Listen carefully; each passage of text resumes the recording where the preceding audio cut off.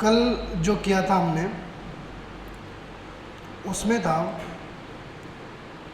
Domain के बारे में, ठीक है, और उसके बारे में हम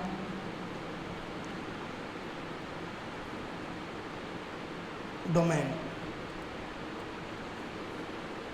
अब इस डोमेन के बारे में हमें इतना पता लगा था अभी तक कि डोमेन जो होता है एक बिजनेस का नेम या कोई भी जो हमारे द्वारा चूज़ किया होता है वो नेम होता है। उसके बाद में एक एक्सटेंशन आता है डॉट के बाद में, वो डॉट कॉम हो सकता है, डॉट इन हो सकता है, ये चीज़ हमने देखी थी, ठीक है। जो एक यूआरएल होता है, कोई भी यूआरएल, जैसे हमने ये कैनवा का यूआरएल उठाया था, ये एग्जांपल है, एक डोमेन है।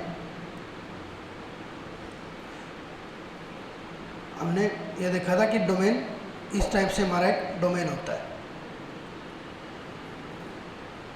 अब देखते हैं डोमेन को रजिस्टर करने के लिए हमने 2-4 प्लेटफॉर्म्स भी देखे थे कि एक डोमेन होता है, उसको रजिस्टर करने के लिए डोमेन क्या है, एक वर्चुअल प्रॉपर्टी बन जाती है हमारी,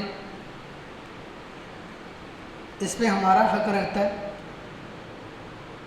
अब इसकी थोड़ी सी और डीप में जाए ना डोमेन के, तो डोमेन जब हम रजिस्टर कर लेते हैं हमारे लिए, तो उस बंदे को वो डोमेन एक स्पेसिफिक टाइम के लिए ही मिलता है। यानी कि आपने एक डोमेन बाय किया, सबसे पहले तो उसकी फ़ीस होती है। डोमेन आपका परमानेंट कभी नहीं होता, ठीक है, कोई भी डोमेन परमानेंट हमारा नहीं हो सकता। हम उसको हर साल अपने लिए दोबारा से रजिस्टर करवा सकते हैं, रीन्यू करवा सकते हैं, ठीक है। अब जैसे कि एक फ़ीस होती है, इंटरनेट की प्लेटफॉर्म फ़ीस होती है। एक डोमेन मान के चलते हैं कि मैंने डोमेन को बाय करना था जिसका नाम था डिजिटल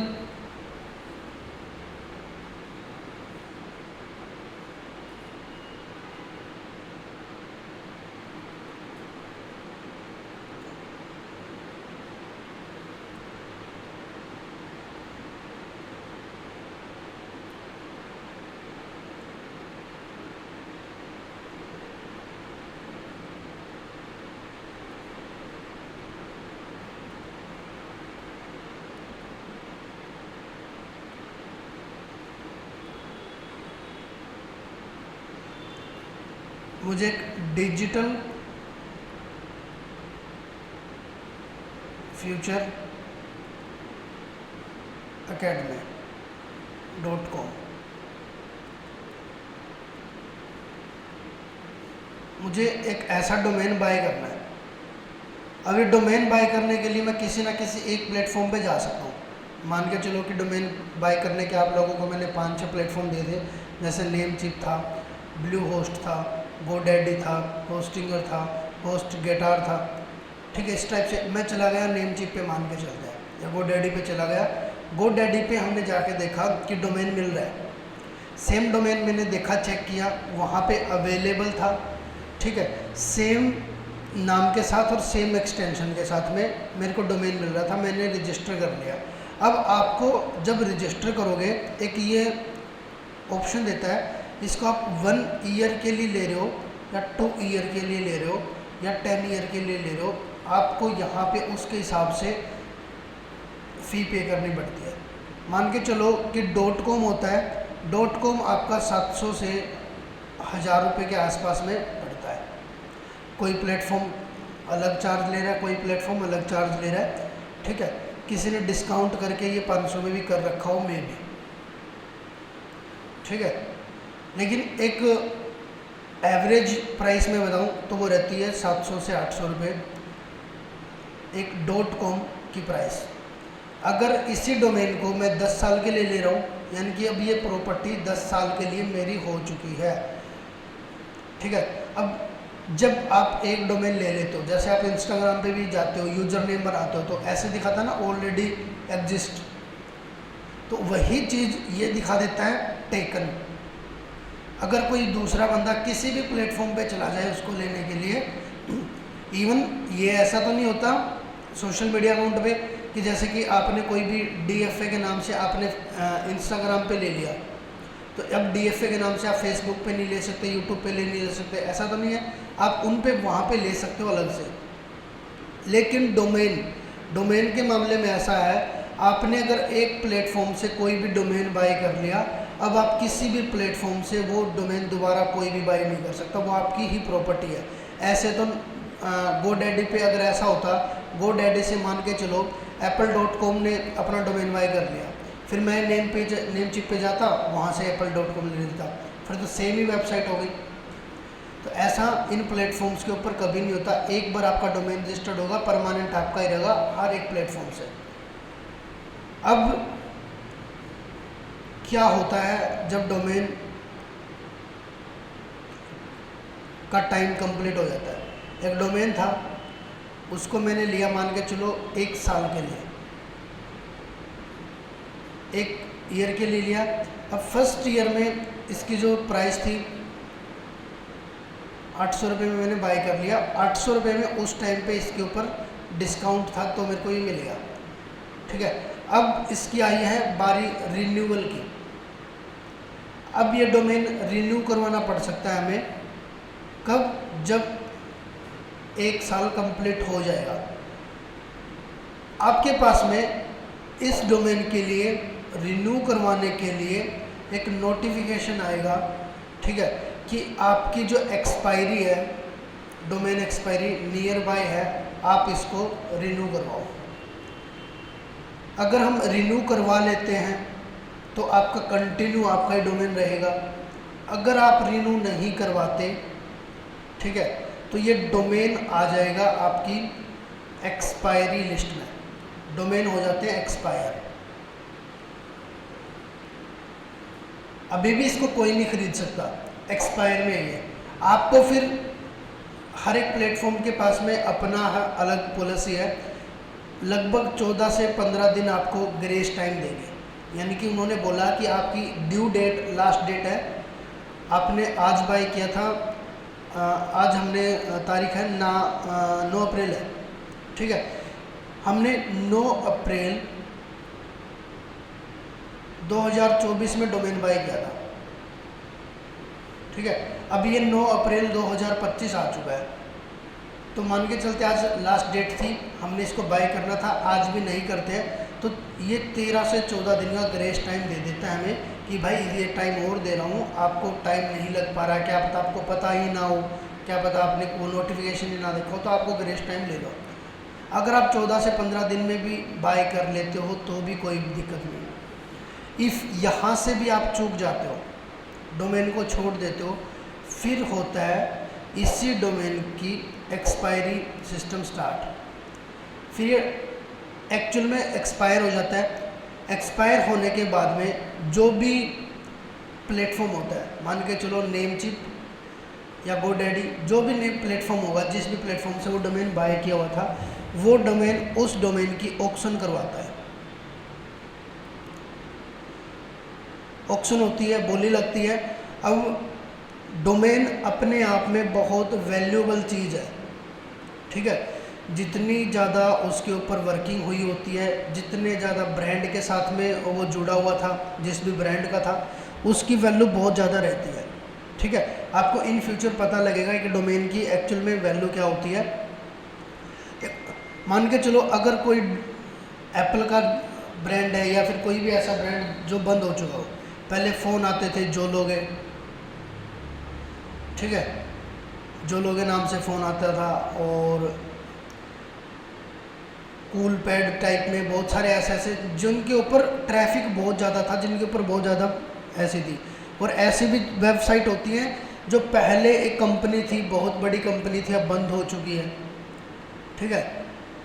ऐसा भी हो गया होगा, बहुत बड़ी कंपनीज बंद भी हो जाती हैं सम रीजन्स, तो उनकी डोमेन तो पड़े हैं। अब जब कंपनी बंद होगी तो जो कंपनी होती है वो डोमेन को कैरी ऑन नहीं करती। भाई हम डोमेन के ऊपर हर साल क्यों खर्चा लगाएं जब हमें चलानी नहीं है, तो वो डोमेन को एक्सपायर होने देती है। तो चाहे डोमेन बहुत बड़े लेवल का हो, चाहे डोमेन बहुत छोटे लेवल का हो, कंपनीज़ क्या करती हैं, जहाँ से आपने प्लेटफॉर्म किया था, जिस प्लेटफॉर्म से लिया था, वो ऑक्शन करेंगे उसका। ऑक्शन में क्या होगा, कोई भी बंदा आएगा ऑक्शन का, वो एक्सपायरी डेट रखेंगे ऑक्शन की कि भाई इस तारीख को, मान के चलो आज 9 अप्रैल है, 15 अप्रैल को ऑक्शन एंड हो जाएगी। उससे पहले आप यहाँ पे लिखा मिलेगा आपको बिड, ठीक है, बिड लगाओ, अपनी बोली लगाओ। ये बिड स्टार्ट कर देते हैं 5 USD से,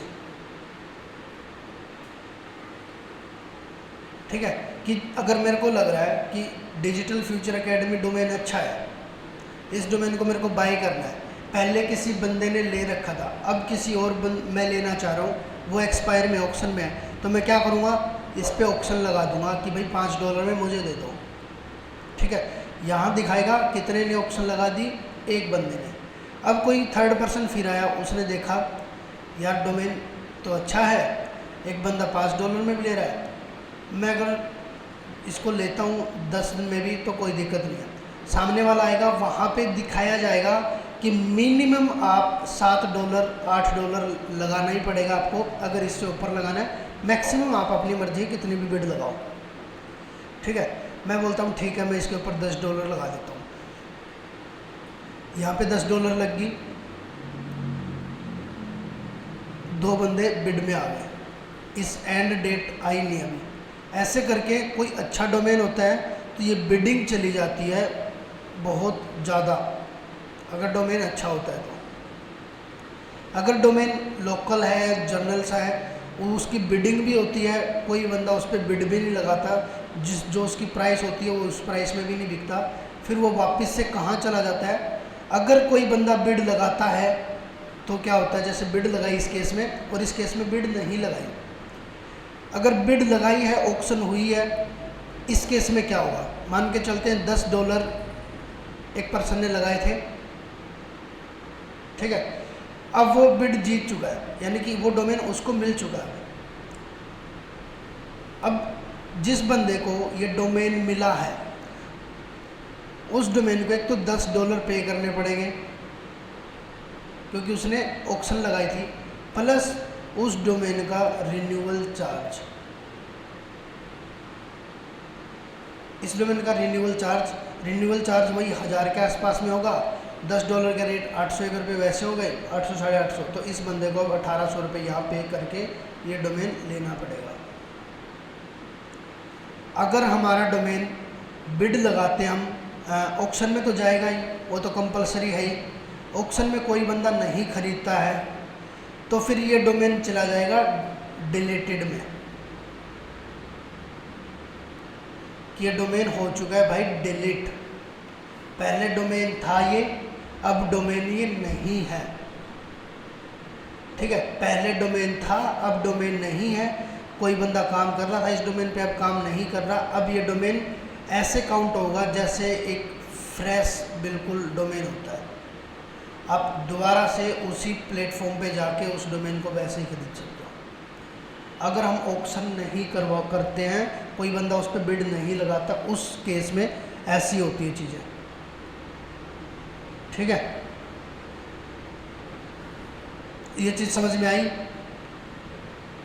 कोई ऐसा भी है कि समझ में ना आई हो? हाँ जी, पीछे आ गई, ठीक है। ऐसे हमारे डोमेन की ऑक्शन भी होती है। अभी आपको इसका लाइव भी दिखाता हूँ।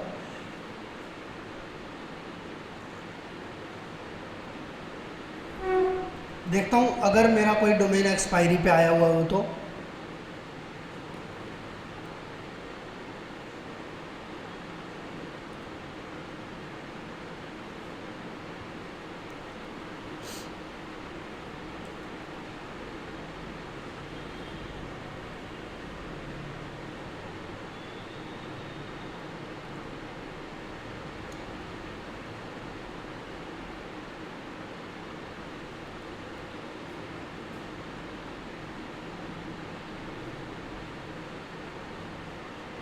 एक्सपायरी पे होता तो एक्सपायरी यहाँ पे दिखा देता, ठीक है।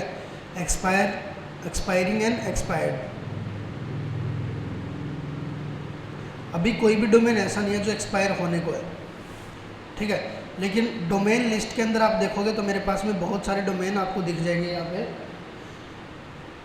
ये डोमेन्स मैंने लिए हुए हैं,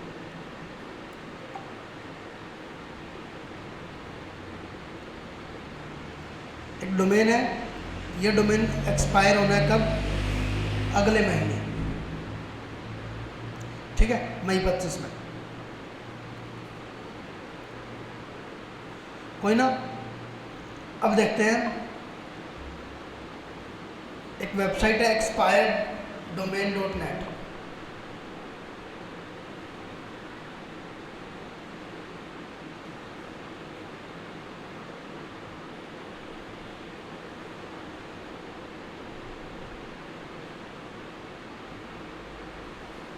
लॉगिन,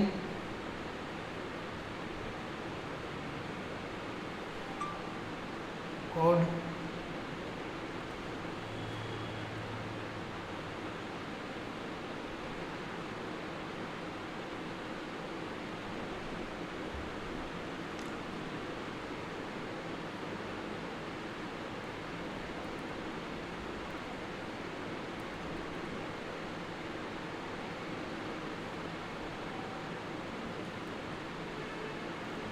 यहाँ देखो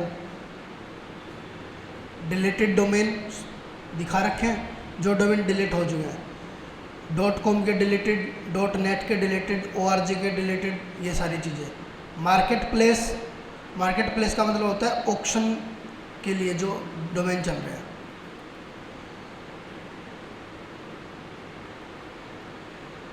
पेंडिंग फॉर डिलीट, नेमचिप से, GoDaddy से, कहाँ से देखने हैं? मैं नेमचिप से देखता हूँ,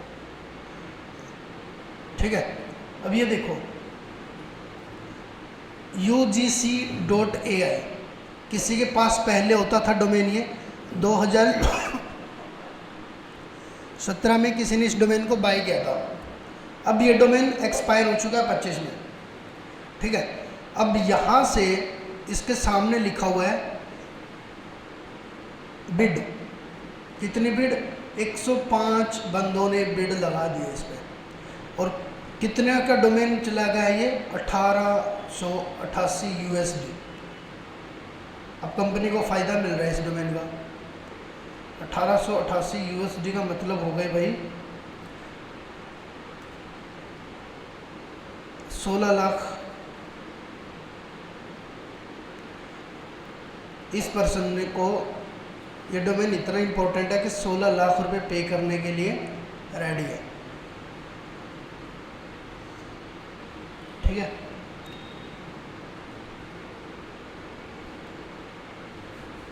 ये होती है ऑक्शंस।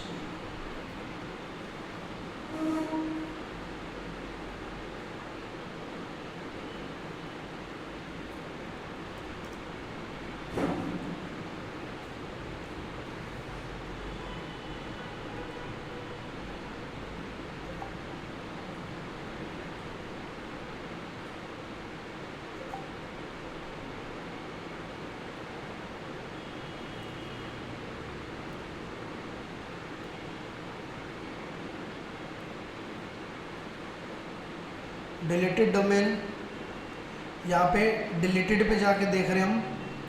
एक मिनट में नॉर्मल कर लेता हूँ उसको।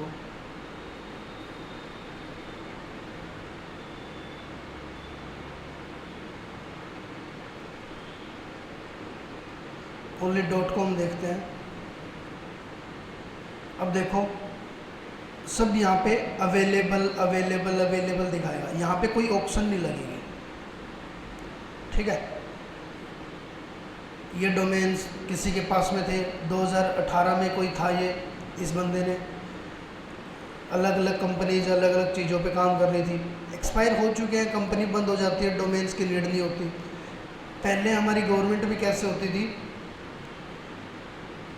वो इस टाइप से होते थे काम उनके कि लाइक ORG पे हमारी वेबसाइट पे काम करते थे, जो हमारी गवर्नमेंट थी वो .org पे। अब गवर्नमेंट ने .org पे काम ना करके अब फ़िलहाल काम करना स्टार्ट कर रखा है .gov पे।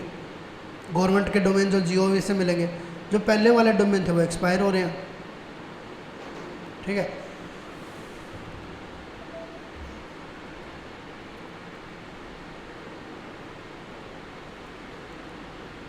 आई डोमेन की कहानी समझ, रजिस्ट्रेशन से लेके एंड तक किसी को कोई क्वेश्चन, कोई डाउट, कोई बात पूछनी हो बता सकते हो। Okay anyone? ओके।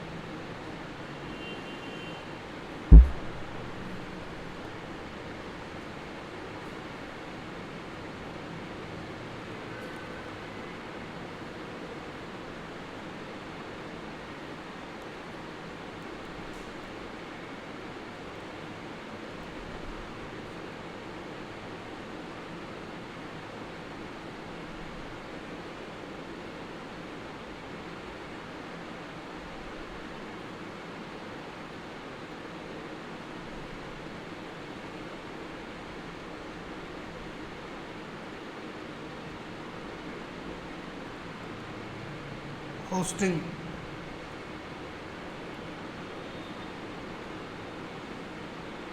होस्टिंग क्या होती है, किस किस को पता है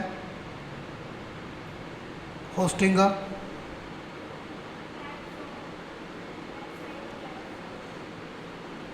वेबसाइट का प्लेटफॉर्म। क्या? मेल लिस्ट में आ जाती है?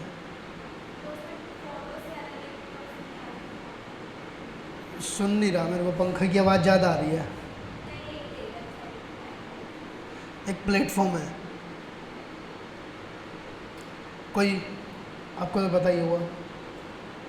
एक टाइप का जैसे कोई बंदा शो होस्ट करता है, जैसे कोई बंदा शो होस्ट करता है वैसे ही होस्टिंग होती है। जैसे इसकी अलग अलग ऐप्स होती है, जैसे होस्टिंग हो गया तो उसका वेबसाइट होस्ट करना है। ठीक है, और डीप में जानेंगे। कोई और आइडिया? कल मैंने आपको हिंट भी दे दी, बताया भी था मैंने।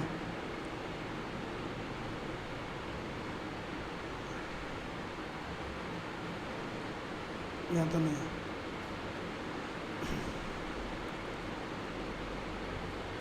चलो जानते हैं होस्टिंग के बारे में भी। डोमेन का पता लग गया। डोमेन विदाउट होस्टिंग नथिंग है दोनों, ठीक है। डोमेन हमने ले लिया, कोई बात नहीं, वैसे तो अपने आप में इसकी बहुत वैल्यू है। नथिंग मीन्स काम करने के वर्क पे, कोई चीज़ को प्रेजेंट करने के तरीके से इसकी वैल्यू नथिंग है। ज़रूरी नहीं होता कि हमने डोमेन लिया तो होस्टिंग लेनी पड़ेगी, लेकिन क्यों लेनी पड़ेगी उसका भी एक रीज़न है। देखो, अब जब हम कोई भी वेबसाइट देखते हैं, कोई भी वेबसाइट पे गए, ये गूगल महाराज थे, सर्च कर लिया मैंने यहाँ पे DFA सर्च कर लिया। अब DFA सर्च करने से आपको डिजिटल फ्यूचर एकेडमी की एक वेबसाइट दिखी होगी, ठीक है।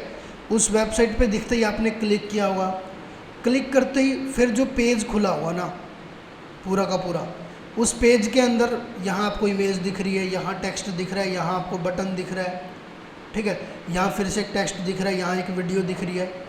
तो ये डाटा स्टोर कहाँ पे है, कहाँ से आपके सामने आ रहा है जब भी इस URL पे चला जाते हो, ठीक है। डोमेन आपका क्या काम करता है, मेन चीज़ जो होती है डोमेन के अंदर वो होता है डाटा, ठीक है। किसी भी वेबसाइट में जाते हैं वो हमें डाटा ही शो करती है।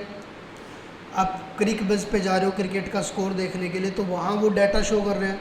आप यूट्यूब पे जा रहे हो तो यूट्यूब क्या करता है, किसी बंदे ने वीडियो अपलोड की हुई है, वो वीडियो आप तक पहुँचा रहा है, वो डाटा स्टोर शो कर रहा है आपको, ठीक है। कोई भी प्लेटफॉर्म होता है, कोई भी जो सिस्टम होता है वो आपको डाटा शो करता है। अब ये डाटा शो करने का सिस्टम जो होता है वो सारा काम होता है अपने होस्टिंग का, ठीक है। ये डाटा स्टोर करने का सारा काम होस्टिंग होता है। अब अपना जो लैपटॉप होता है ना, मेरे पास में लैपटॉप है, ठीक है,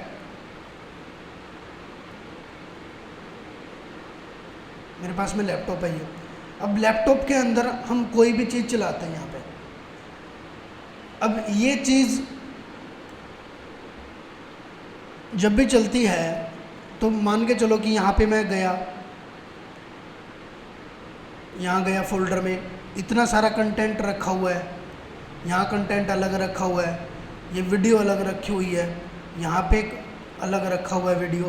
तो ये कैसे दिख रही है? जितने मेरे पास में स्टोरेज है, मेरी होस्टिंग इसके अंदर स्टोरेज है लैपटॉप के अंदर। अगर स्टोरेज ना होता तो लैपटॉप किसी काम का? वैसे तो काम का है, लेकिन इसके अंदर होस्टिंग ही नहीं है तो हम इसको काम ही लेंगे क्या? वो बात है। इसी तरीके से डोमेन हमारा एक तरीके से काम का तो है, लैपटॉप भी हमारा काम का तो है, लेकिन उसके अंदर होस्टिंग, सिंपल लैंग्वेज में स्टोरेज ही नहीं आओगी तो हम देखेंगे क्या, उसमें चलाएंगे क्या? सेम चीज़ ऐसा ही होता है। जो अपने लैपटॉप में है वो तो होती है ऑफलाइन होस्टिंग, ठीक है, और इसको तो बोल दिया हमने स्टोरेज जो ऑफलाइन थी। ऑनलाइन जो सिस्टम था उसको हमने होस्टिंग बोल दिया, इसको हमें होस्टिंग बोलते हैं, इसको हम सर्वर भी बोलते हैं। होस्टिंग और सर्वर एक ही चीज़ होती है, ठीक है। तो आपको ये चीज़ समझ में आनी चाहिए यहाँ से कि आपकी वेबसाइट पे जो भी चीज़ आप शो करोगे, जो भी डाटा रखोगे, जो भी हम बनाएंगे, वो सारा का सारा स्टोर कहाँ हो जाएगा? होस्टिंग में जाके, ठीक है। अब हम वेबसाइट बनाने जाएंगे, तब हम एक वेबसाइट बना रहे होंगे यहाँ पे, तो यहाँ पर मैंने एक पिक्चर लगा दी। ये पिक्चर कहाँ जाके शो होगी? अपने स्टोरेज में। जब भी बंदा कोई एक URL ढूंढेगा, URL यानी कि जब भी हम .com डिज़ाइन ये करते हैं तो हमारे पास में यही पेज आ जाता है हमेशा कैनवा का। तो कोई भी बंदा इस URL को जाके सर्च करेगा तो ये किस चीज़ का एड्रेस है? आपकी होस्टिंग में इस वाली फाइल तक पहुंचने का, ठीक है। आपके डाटा के पास में पहुंचने का काम करता है अपना होस्टिंग।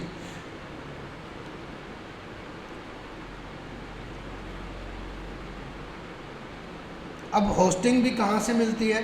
जिन प्लेटफॉर्म से आपको डोमेन मिलता है वही प्लेटफॉर्म आपको होस्टिंग भी देंगे, सेम प्लेटफॉर्म, ठीक है।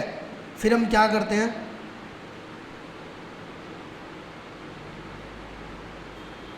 जो डोमेन एंड होस्टिंग दोनों होती हैं, इन दोनों को आपस में कनेक्ट करना होता है। जैसे मैंने एक प्लेटफॉर्म से होस्टिंग बाय कर ली, एक प्लेटफॉर्म से मैंने डोमेन बाय किया था।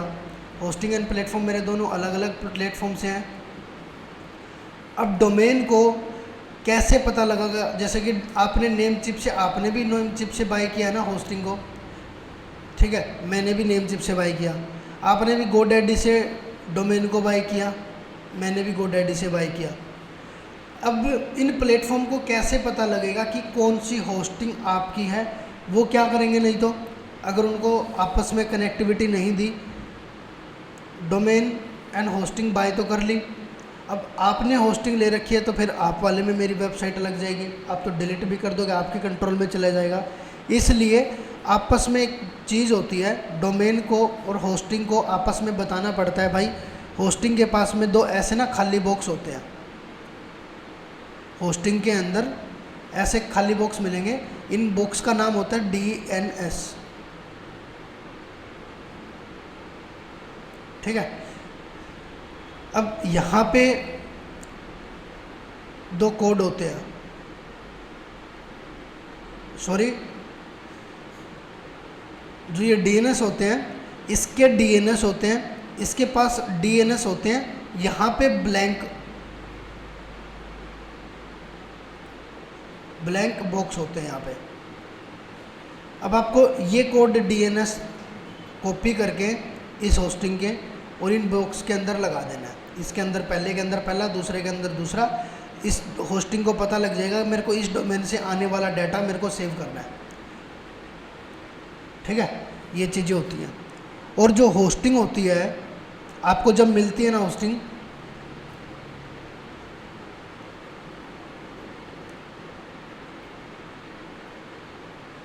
ये आपको मिलती है वर्चुअली, आपको वर्चुअल होस्टिंग मिलती है। जैसे 1 GB की होस्टिंग, अगर एक और कोना लोगे फिर 1 GB की, फिर 1 GB, फिर 1 GB, फिर 1 GB, 1 GB, 1 GB, ऐसे करके ये GB में पूरा का पूरा पैनल भरा हुआ है, मान के चलते हैं। ठीक है, और ये जो होस्टिंग होती है इतने बड़े लेवल की होती है, इससे भी बड़े लेवल की होती है, ये तो कुछ भी नहीं है। अब मान के चलो होस्टिंग जो मैन होती है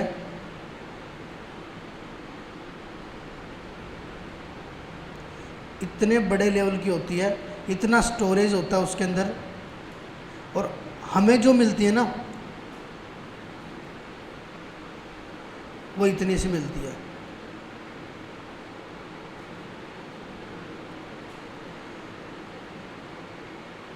इतनी सी मिलती है, यानी कि इसको एक्चुअल में देखोगे तो ये भी नहीं पता लगेगा कि आपको कितनी होस्टिंग मिली हुई है, क्योंकि ये पता नहीं कितने टेराबाइट का सिस्टम होता है। ठीक है, कितने लाखों GB का ही डाटा होता है। ये रखा कहाँ होता है वैसे एक्चुअल में, इसके बारे में बात करें, अपने लैपटॉप में होस्टिंग मिलती है अपने को, अपने लैपटॉप में स्टोरेज मिलती है, तो एक ड्राइव दे देते हैं अपने को, ये 4 GB की है, ये 10 GB की होगी, ये फिर 250 के लिए होगी। ठीक है, ये आपको 1 TB की हो गई। ठीक है, उसके अंदर कैपेसिटी लेवल होता है, हमने इंस्टॉल कर ली। ऐसे ही वर्चुअल होता है सिस्टम। अब होस्टिंग जो होती है, जो सिस्टम जो होता है गूगल के पास में है, जो इतने बड़े लेवल पे होस्टिंग है, अमेज़ोन के पास में है, डिजिटल ओशियन के पास में है। वो क्या करते हैं, वो डिस्ट्रीब्यूट करते हैं जो प्लेटफॉर्म्स होते हैं बाकी, जैसे नेमचिप का आपने नाम सुना है, गोडैडी का आपने नाम सुना है, होस्टिंगर का नाम सुना है, ये ब्लू होस्ट का नाम सुना है। ये क्या है, रीसेलर है, इनके पास में ये खुद की होस्टिंग नहीं है। खुद की होस्टिंग तो यहाँ पे है एक्चुअल में, गूगल के पास में डाटा स्टोरेज है, अमेज़ोन के पास में है, क्लाउडवेज के पास में है, वो चीज़ें हैं तो। ठीक है, अब मान के चलो इतना कोना दे दिया गोडैडी को, भाई गोडैडी ये कोना तू बेच, तेरे को हमने 1 लाख रुपए में दे दिया, अब इसको तू 2 में बेच या 4 में बेच। हमें तो 1 लाख रुपए मंथली फीस चाहिए, तू दे देना हमें। ठीक है, फिर इतना ही कोना गूगल ने दे दिया या अमेज़ोन ने दे दिया किसी दूसरे प्लेटफॉर्म को, या गोडैडी को दे दिया या नेमचिप को दे दिया, उनको भी बोल दिया भाई इतना कोना तू सेल कर ले, मेरे को यहाँ पे 2 लाख रुपए मंथली दे देना, तेरा स्टोरेज थोड़ा सा फालतू है। ठीक है, अब हमें जो मिलती है ये नेमचिप वगैरह, इसमें से ये पॉइंट देते हैं भाई 1 GB की लेना है तो आजा ये ले ले। ठीक है, आपको पड़ेगा 4000 रुपये की, 5000 रुपये की होस्टिंग। ठीक है, ये चीज़ें होती है। और जो ये वर्चुअल होती है ना, वैसे तो अपने डोमेन के अंदर हम अपनी होस्टिंग को भी यूज कर सकते हैं, अपने लैपटॉप को भी यूज कर सकते हैं। पता आपको हमें होस्टिंग, वर्चुअल होस्टिंग बाय करने की ज़रूरत क्यों पड़ती है? मैं चाहूँ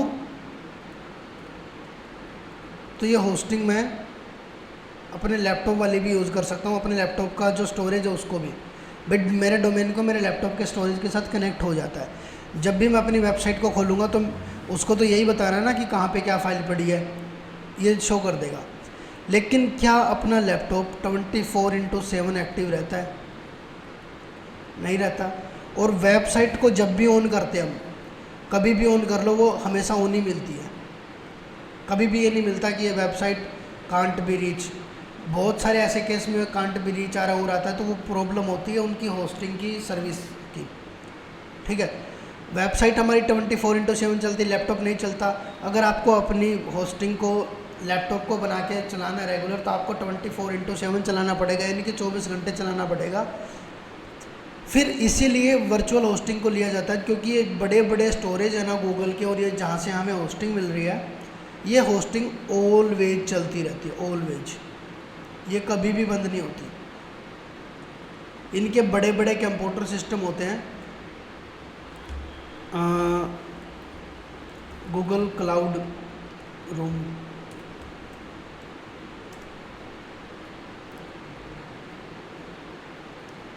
जो ये देख रहे हो, आपको जो इतनी पेन ड्राइव टाइप में सिस्टम मिलता है ना, गूगल के पास में इतनी सारी पेन ड्राइव है, ये तो सिंगल रोम है। और अपने को इतनी सी में 3 GB 4 GB 5 GB तक डाटा मिल जाता है। इनके पास में कितना बड़े लेवल पे है, और लाखों में स्टोरेज, यहाँ से हमें स्टोरेज मिलता है, यहाँ से हमारी वेबसाइट्स के लिए। ये होता है सर्वर रूम, यहाँ से चीज़ें मैनेज होती हैं।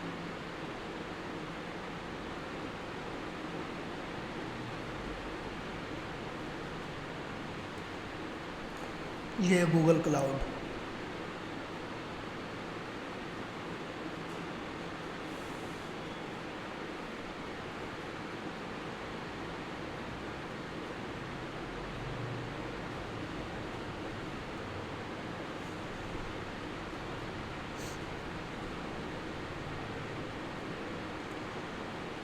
तो कभी भी आप कोई भी वेबसाइट देख रहे हो ना, तो सोच लेना यहाँ से आपके पास में डाटा आता है, यहाँ पे सेव है वो सारा।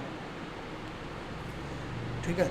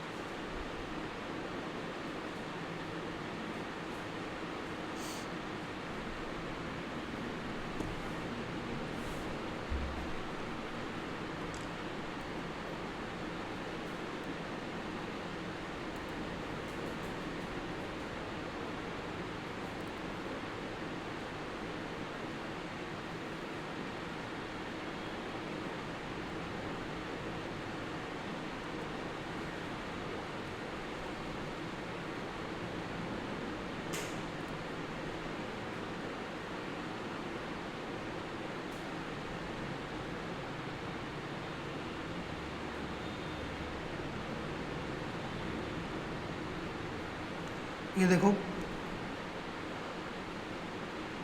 जब हम होस्टिंग लेते हैं तो हमारे कौन से टाइप जो होस्टिंग होती है, शेयर्ड होस्टिंग हमारी वेबसाइट्स के लिए बहुत इजी सही रहती है। शेयर्ड होस्टिंग, क्योंकि हमारी वेबसाइट होती है, बहुत बड़े लेवल की वेबसाइट नहीं होती। ठीक है, उसके लिए आ जाता है VPS होस्टिंग। यहाँ पे थोड़ा सा लेवल बढ़ जाता है, जैसे ई-कॉमर्स वेबसाइट्स वगैरह बना रहे हो, जहाँ पे ट्रैफिक थोड़ा सा इंक्रीज होता है, वो वेबसाइट। फिर आती है डेडिकेटेड वेबसाइट, थोड़े से लार्ज बिजनेस के लिए, थोड़ा सा जिस पे और ज़्यादा ट्रैफिक होता है, और ज़्यादा लोड होता है, लाइक गवर्नमेंट की वेबसाइट्स वगैरह होती हैं। ठीक है, उस टाइप से उन पे कई बार तो ट्रैफिक कम रहता है, एकदम से ट्रैफिक बढ़ जाता है, जब उस पर एकदम से बोझ पड़ता है, कोई फॉर्म निकाल देता है, कोई आखिरी डेट होती है, तो एकदम से सर्वर क्रैश नहीं हो जाता, बोलते हैं कि आज वेबसाइट स्लो चल रही है। वो स्लो चलने का यही रीज़न होता है, जो उनकी होस्टिंग की स्पीड होती है ना, वो तो नॉर्मल सी है। जो होस्टिंग की स्पीड होती है वो तो उन्होंने जो बाई की हुई है, वो एक लिमिट से बाई की हुई है। अब उसके बंदे, बहुत ज़्यादा बंदे उसको आके एक्सेस करेंगे, तो वो उसके अंदर लोड दिखाता है। फिर क्लाउड होस्टिंग आपने देख लिया। क्लाउड होस्टिंग यानी कि आप मेन सर्वर में से जाके होस्टिंग ले रहे हो, ना कि किसी मीडिएटर से जाके ले रहे हो। आपको एक्सेस मिलता है, मेन से मिलता है, वहाँ से जो आपकी जो बिज़नेस होती है बहुत फास्ट चलता है आपकी होस्टिंग, आपकी वेबसाइट। और इसको हम कभी भी कम ज़्यादा कर सकते हैं, सारी चीज़ें होती हैं।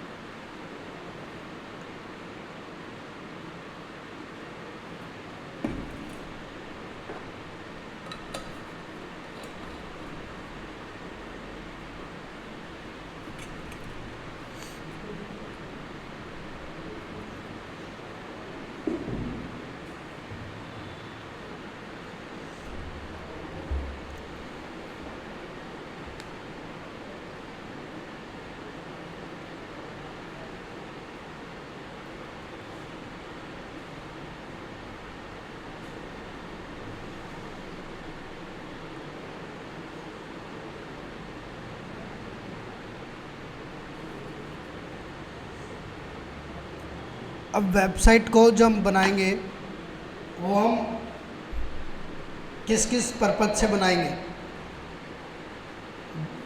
ठीक है। ब्रांड को बनाने के लिए हम वेबसाइट का यूज़ करते हैं, ठीक है। हमारे ब्रांड को शो करने के लिए, हमारे अपने आप को शो करने के लिए हम यूज़ करते हैं। लीड जनरेशन के लिए यूज़ करते हैं। लीड जनरेशन होता है कस्टमर्स लाने के लिए, ठीक है। हम स्पेशल कैंपेन चलाते हैं, स्पेशल हम सिस्टम ऑन करते हैं जहाँ पर हमें कस्टमर्स लेके आने हैं हमारे लिए या हमारे क्लाइंट्स के लिए, ठीक है। एसईओ के लिए हम यूज़ करते हैं, गूगल एड्स के लिए यूज़ करते हैं। Content marketing, e commerce growth.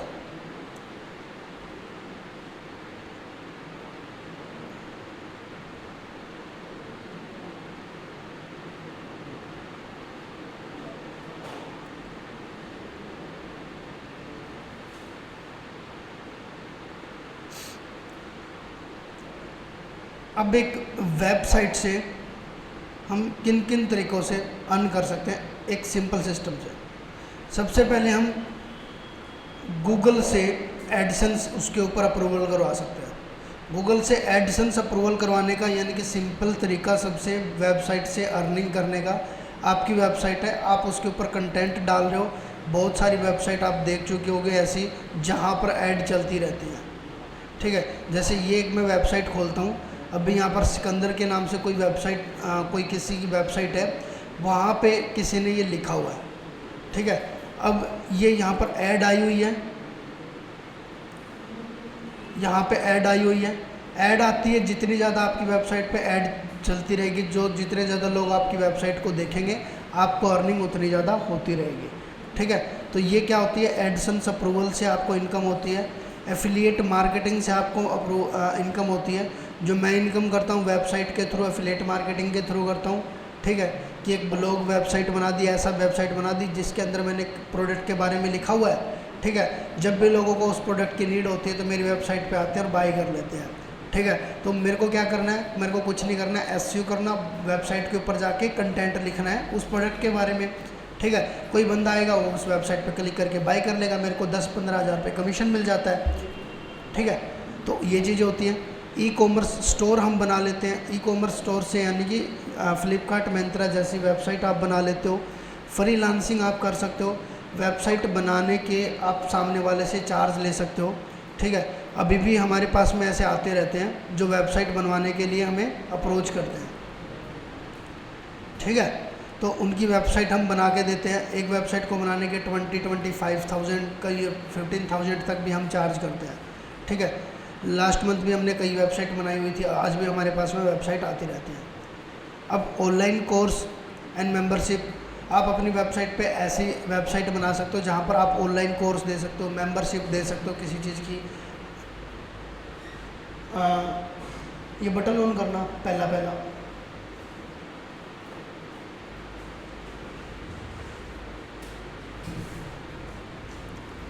Sponsorship ले सकते हो, पेड रिव्यू दे सकते हो। स्पॉन्सरशिप यानी कि जैसे आप वीडियो के अंदर स्पॉन्सरशिप देते हो, दिस वीडियो स्पॉन्सर्ड बाय ऐसे आता है, या फिर आपको बहुत सारी वीडियो में लोगों की ऐड करते हुए दिखाई दिया होगा आपने, भैया ऐड कर रहे हैं। ऐसे ही आप अपनी वेबसाइट में किसी दूसरे की ऐड कर सकते हो डायरेक्ट, ठीक है। पेड रिव्यू आप डाल सकते हो किसी के लिए, यानी कि आपकी एक ऐसी वेबसाइट है जहाँ पर आप रिव्यू लिखते हो उस वेबसाइट पे। अब आपकी वेबसाइट बड़ी है, आपने अच्छा वेबसाइट बना ली रिव्यू डाल डाल के, अब आप क्या करोगे, मेरे पास में आओगे कि आप मेरी वेबसाइट के बारे में भी, आप मेरे बिजनेस के बारे में भी आप अपनी वेबसाइट पे लिखो, आपको मैं इतने पैसे दूंगा, तो वो पेड रिव्यू भी आप डलवा सकते हो। यानी कि आपके पास में मल्टीपल तरीके जनरेट हो जाएंगे, आप कौन से तरीके पे भी काम कर सकते हो इन फ्यूचर, ठीक है, ओनली एक वेबसाइट के थ्रू। और इसके अंदर एक चीज़ तो रहेगी, हम वो ऐड कर लेते हैं,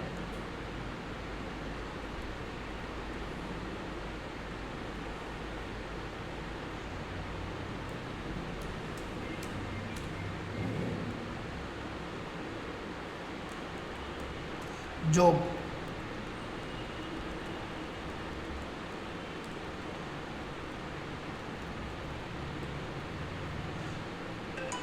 जॉब एज वेबसाइट डेवलपर, ठीक है। हेलो, यस,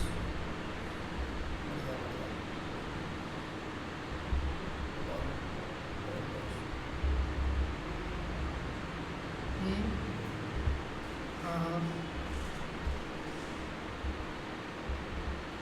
डाल दूँगा, मेरे को मेल आईडी और उसका पासवर्ड भेज दूँगा, जो कोई तेरे तेरे बिजनेस टाइप की मेल और जो आईडी पासवर्ड है ना वो भेज दो। तेरा proper address, hello, proper address, floor number, shop number, exact बिल्कुल वो भेज देना मेरे पास में, मेल आईडी भेज देना, पासवर्ड और mobile number. Okay bro, okay, class में हो, ओके बॉस, ओके ओके।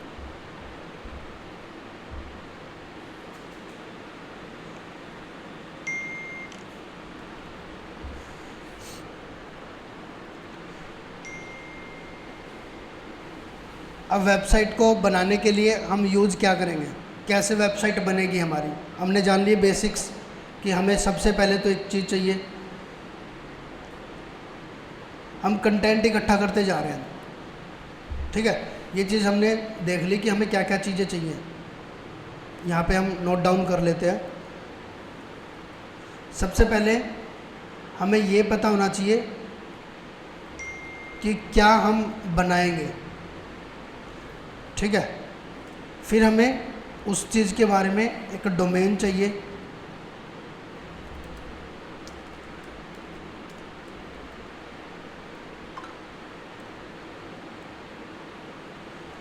फिर हमें एक होस्टिंग चाहिए, ये चीज़ हमें चाहिए। अब हम एक सिंपल सा एग्जांपल देखते हैं, बिल्कुल अपने घर जैसा एग्जांपल।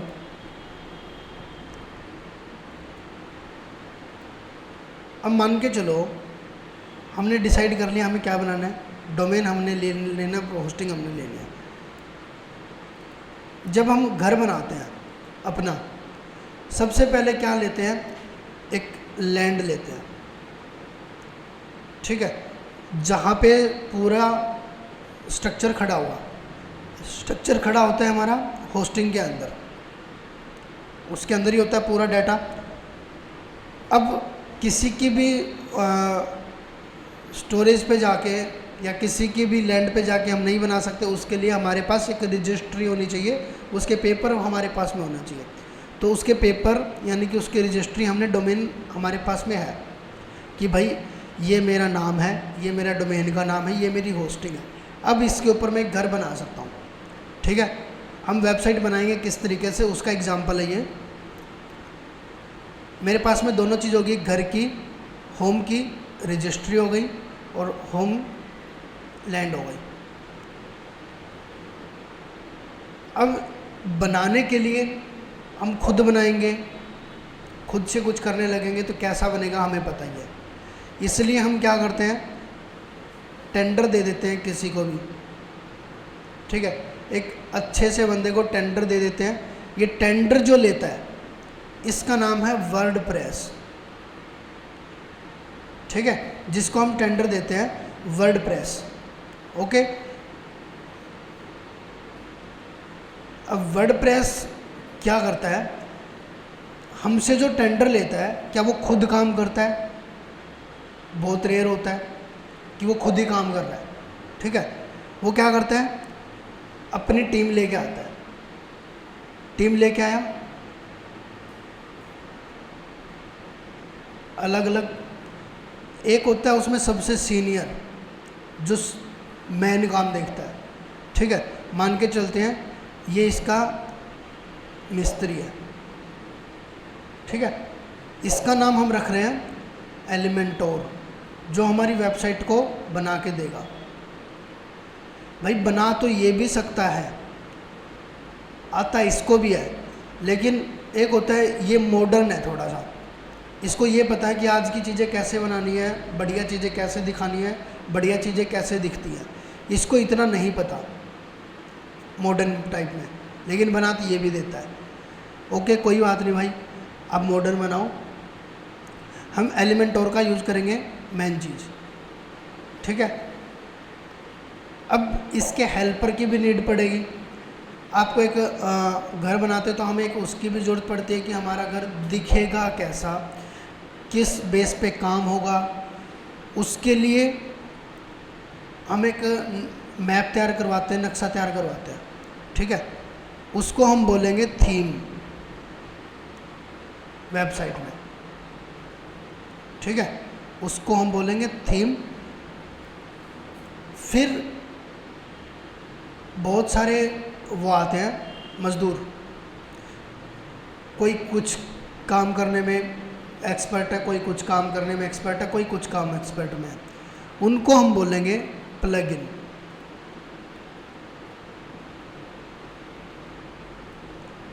ठीक है, ये तीनों चीज़ मिलके किसके अंडर काम करेंगे? तीनों चीज़ें आपके वर्डप्रेस के अंडर, और हमारी वेबसाइट बहुत इजी तरीके से बनती रहेगी। ये वर्डप्रेस कब मिलेगा? जब हमारे डोमेन एंड होस्टिंग आपस में कनेक्ट हो जाएंगे, मिल जाएंगे, हमारे पास में ये आ जाएगा और हम करेंगे ये काम शुरू फिर। ठीक है, इसको वेबसाइट को लाइव करने के लिए कोई प्लेटफॉर्म होता है? लाइव हम डायरेक्ट ही कर लेंगे। हमारे पास में अगर ये वर्डप्रेस आ गया ना, हम लाइव कर सकते हैं। ठीक है,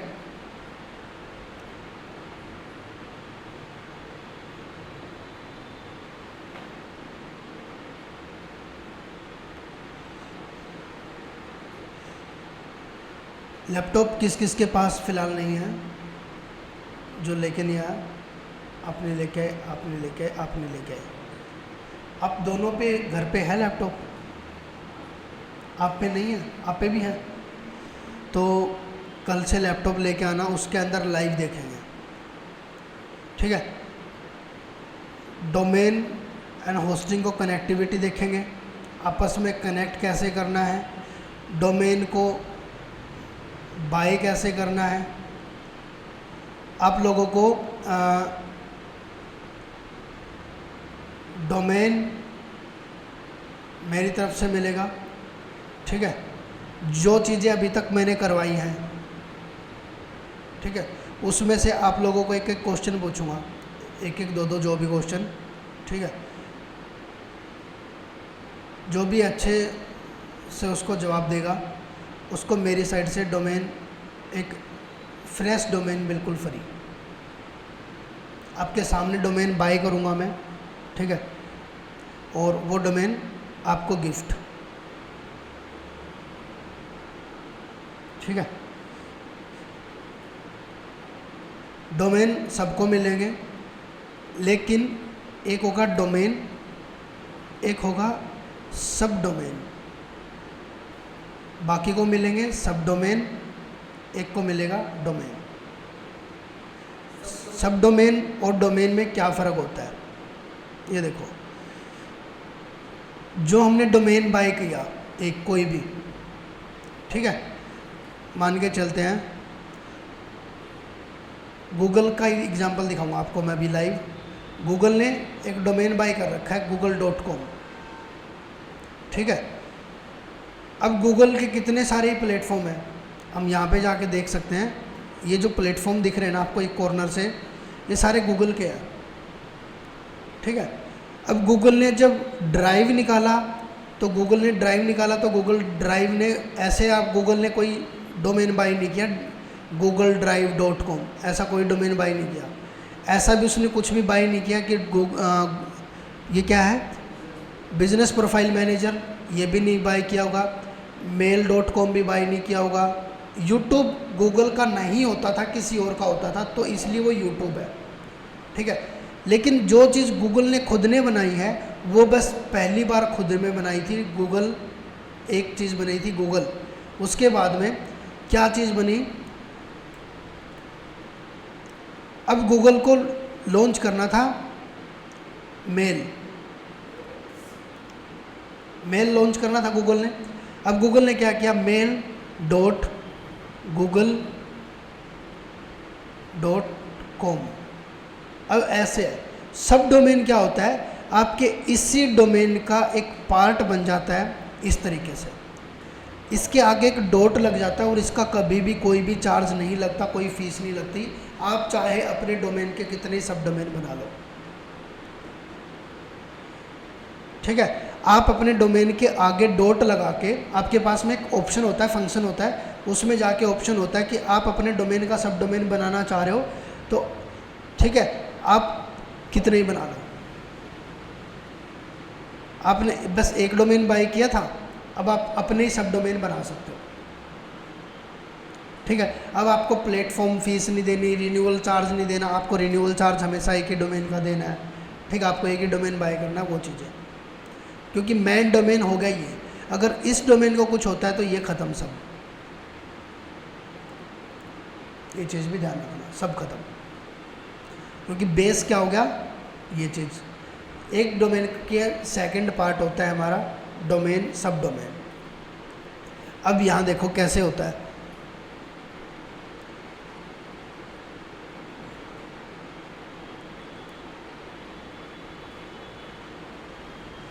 ये है मेल पे मैं करता हूँ क्लिक,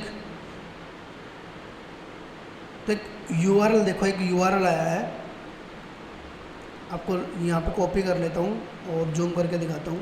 ये URL था, इसको हटा देते हैं एक बार, आगे से पीछे से भी हटा देते हैं। डोमेन आपका होता है इतना, मेन डोमेन हमारा google.com, उसके आगे डॉट लग के मेल आ गया तो गूगल की एक नई वेबसाइट तैयार होगी mail.google.com। ऐसे ही गूगल हर एक प्लेटफॉर्म पे, अपने प्लेटफॉर्म पे ऐसे ही काम करता है। फ़ोटोज़ में, जिमनी में, शॉप में, कैलेंडर पे, कॉन्टैक्ट पे, चैट पे, ठीक है। ये नीचे और भी काफ़ी शीट है, डॉक है, हर चीज़ के अंदर डॉक पे जाता हूँ। यहाँ से जूम नहीं होता तो यहाँ भी ऐसे ही लिखा हुआ है, कॉपी करके यहाँ पेस्ट करता हूँ। डॉक बनाया, मैन कौन सा है, अभी भी गूगल ही है, बीच में डॉट आया हुआ है, यानी कि गूगल ने अपना एक सब डोमेन बना लिया google.com के नाम से, ठीक है। इसमें सामने वाला ब्लैकमेल नहीं कर सकता आपको। अगर जियो ये काम करती, जैसे जियो का अपना एक डोमेन है खुद का जियो.com, अब जियो को खुद को क्या करती है, जियो हर एक चीज़ के नाम से अलग डोमेन बाय करती है हमेशा, वो सब डोमेन पे काम ही नहीं करती। अब अगर जियो हॉटस्टार जियो बन जाता, hotStar.jio ऐसे बन सकता था अगर वो बनाना चाहे, सब डोमेन के ऊपर काम करना चाहे, लेकिन उन्होंने किया ही नहीं। उनको तो एक अलग डोमेन चाहिए, अलग पंगे चाहिए, इतनी सारी केयरिंग टेकरिंग उसकी अलग से चाहिए, जबकि कंपनी तो एक ही है, तो एक कंपनी को एक ही डोमेन के ऊपर रहना चाहिए। तो वो चीज़ गूगल बड़े अच्छे से समझता है, वो हमेशा एक ही डोमेन पे काम करता है। जो अगर उसको बिजनेस एक्सपेंड करने की ज़रूरत पड़ती है, नई चीज़ लॉन्च करने की ज़रूरत पड़ती है, अपने इसी बिजनेस की ब्रांच बना देता है। वो अपना एक नया एम्पायर खड़ा करते हैं। ये फ़र्क रहता है सब डोमेन में और डोमेन में, ठीक है। तो मान के चलो कि किसी के पास में ये है तो ओरिजिनल ओनर तो वही हुआ, ओरिजिनल ओनर तो वो है। जिसके पास में ये कंप्लीट है वो ओरिजिनल ओनर नहीं है।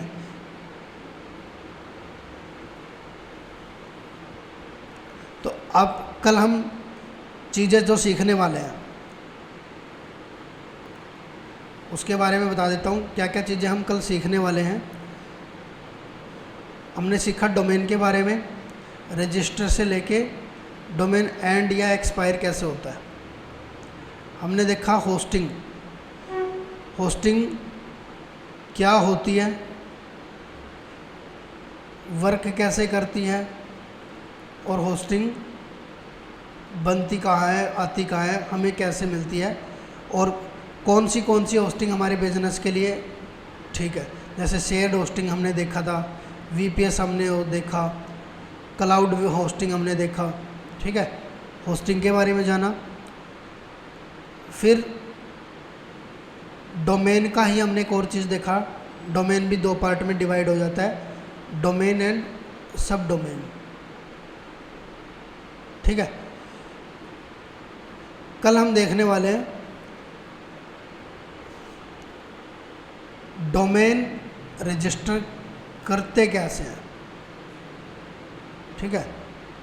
डोमेन को होस्टिंग से कनेक्ट कैसे करते हैं,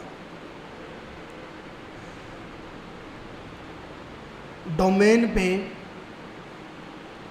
होस्टिंग का यूज करके वर्डप्रेस कैसे इंस्टॉल करते हैं, ठीक है। आपकी वेबसाइट को आप रन करोगे, चलाओगे, ठीक है। एक तो दिखता है हमें ये पैनल, एक इसके बैक एंड का पैनल, यानी कि ये फ़ोटोज़ वगैरह दिखाने के लिए कि लॉगिन पासवर्ड आप अपनी वेबसाइट का कैसे बनाओगे। ये टॉपिक हम कल की क्लास में कवर करेंगे तीनों, ठीक है।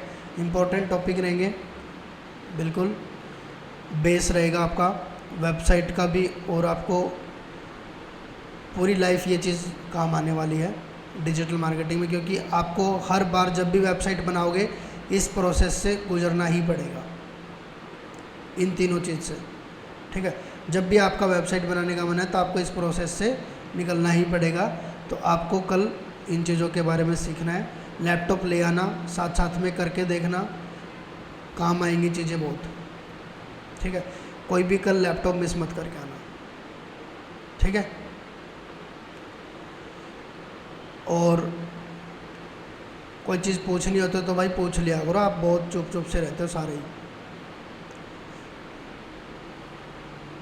ऐसा क्यों? चीज़ें समझ में आ जाती हैं या शर्मा जाते हो एक दूसरे से? नहीं, ठीक है, पूछा करो।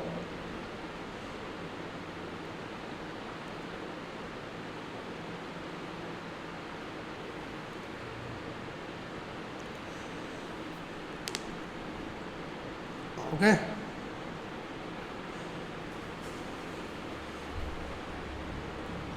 और